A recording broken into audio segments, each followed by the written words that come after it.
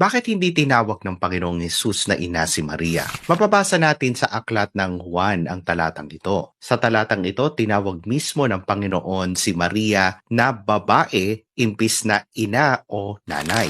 Marahil mapapaisip kayo bakit ganito ang pananalita ng Panginoong Hesus dahil ito ay hindi pangkaraniwan sa ating mga Katoliko na tumawag ng babae sa ating mga minamahal na ina, lalo na sa ina ng Diyos na si Maria. You see, kung babasahin natin ang parehong unang bahagi ng aklat ng Henesis at ng Juan, mapapansin natin na ang Henesis ay tumatalakay sa creation story at ang Juan naman ay tumatalakay sa panibagong creation story. Bago pa tinawag na Eva si Eva, ay tinatawag muna siyang babae. At pagdating naman sa aklat ni Juan, tinawag ng Panginoong Hesus na babae ang mahal na birhe.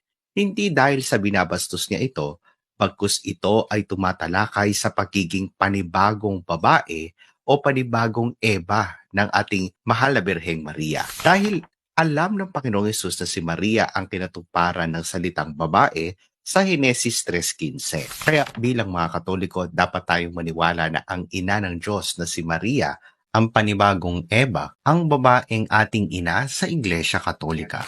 Ingatan nawa tayong parati ng Panginoon.